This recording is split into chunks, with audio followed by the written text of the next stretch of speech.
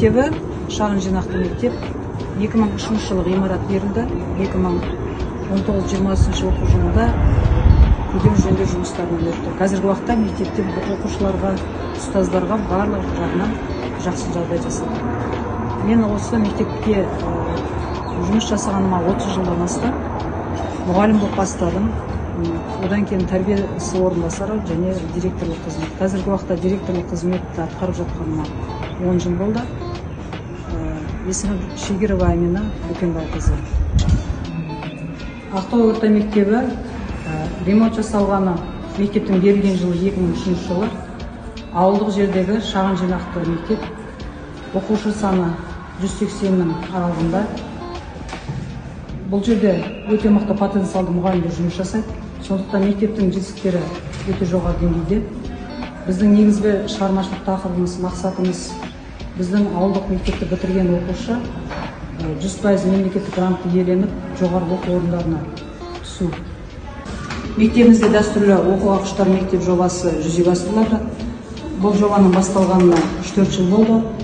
Негізгі біз жылда осы арнайы бұрышта мектепте жылда кітаптардың аттары өзгертіліп, оқушыларға жылдың басында, оқу жылының басында ұсынылады кітаптар. Әр сыныптардың несі бойынша бөлекше ұсынылады. Бұндағы мақсат оқушылардың кітапты оқуға деген қызығушылығын арттыру. Және біз мектеп түлектері жұмақ түлек жобасы аясында барлық үздік оқырман осы оқуға құштар мектеп жобасы аясында өткізіліп жатқан байқауға қатысып, осында сертификаттарды оқушылар иеленеді. Бұндағы мақсат тағы да оқуға, мектептегі оқушылардың кітап оқуға қызығушылығын арттыру. Бұған негізінен демеушілік жасап отырған осы мектептің түлектері. Мектеп кітапханасы барлық оқушыларға жағдай жасалған. Мектеп оқулықпен толық қамтамасыз етілген. Әдеби, көркем әдебиеттер кітаптарының барлық жинақтары толық жеткілікті. Мектеп ішінде оқушылар залы, кітап оқуға бір мүмкіндіктер жасалған. Оқушылар кез келген уақытта кітапханадан кітаптарды алды. Және біздің бар байқағанымыз осы оқуға құштар мектеп жобасы аясында оқушылардың кітап алу, кітап оқуға деген құлшыныстары салыстырмалы түрде біршама артқанын көріп отырмыз.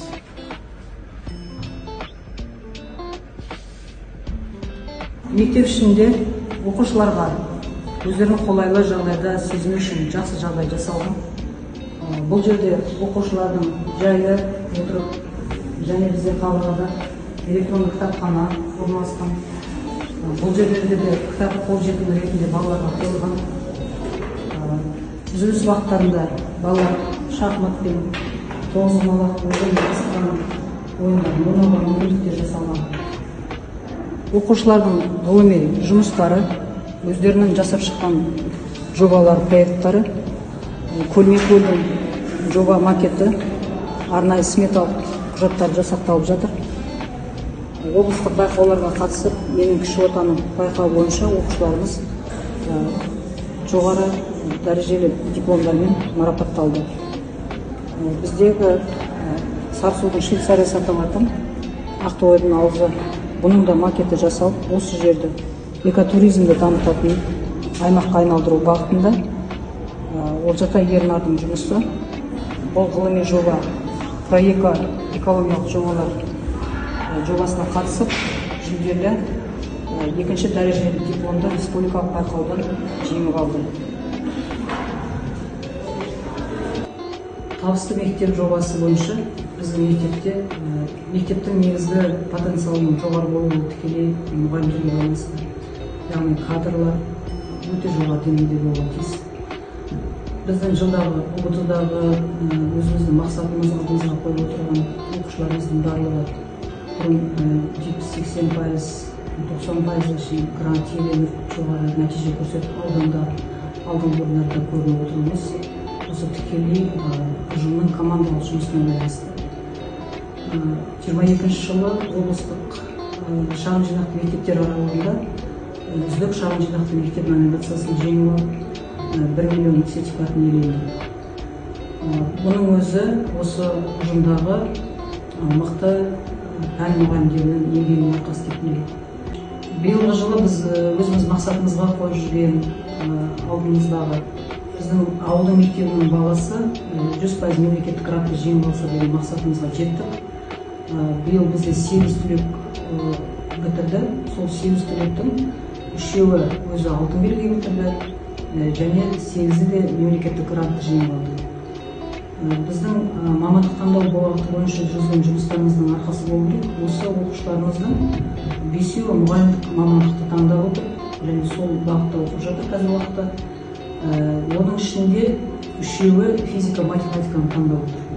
Бұл дегеніміз қазір біздің республикада жетіспей жатқан мамандар, қазіргі кезде педагог мамандар, математика, физика өте тапшы болып жатқан. Сондықтан біз бұл бағытта жақсы жұмыс жасай алдық деп ойлаймыз. Оқушы түлектеріміз осы мамандықтарды қазіргі уақытта меңгеріп жатыр.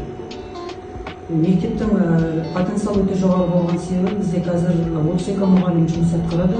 Сол 32 мұғалімнің 16 мұғалім зерттеуші, сарапшы, модераторлар да бар. Және жылдағы аттестация өз уақытымен, мұғалімдер өздерінің 5 жылдық уақыттарында, тура дәл уақыттарында өздерінің категорияларын бірте-бірте жоғарылатып отыр. Бұның өзі қуанышты жағдай, бұл мектептің потенциалын жоғарылататын жағдай. Мұғалімдеріміз де, оқушыларымыз да барлық байқауларда, пәндік олимпиадаларда, ауылдық жерлерде жүріп жататын мың бала олимпиадасында былтыр біздің оқушымыз жеңімпаз атанды. Бірақ ауылдық мектепте оқуды қалағандықтан ол қайтадан осы ауылдық мектепте оқып жатыр. Негізінде мектепте табысты мектеп болу, саладағы жұмыстың барлығын басын біріктіру, ол енді шынымен де директорға байланысты. Ол жерде ата-ана, оқушы, ұстаздың ортасындағы үш топтың мығым байланысы мықты болу керек. Үшеуінің ортасында бір мақсатқа бағытталған жұмыс жақсы болған жағдайда жетістікке, табысқа жетеміз деп ойлаймыз. Және біз осы мектепте, осы бағытта ұжымның бірігуінің арқасында, командалық жұмыстың дұрыс жүйеге қойылуының салдарынан біздің жетістіктеріміз де жоғарылап, табысты мектепке айналып келе жатырмыз деп ойлаймын.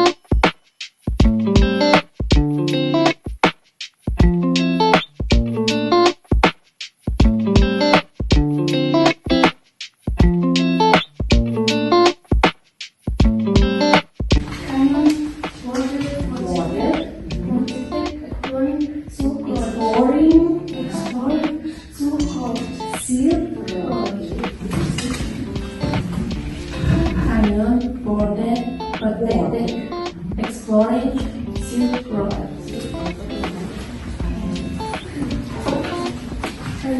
Border protected exploring Silk Road.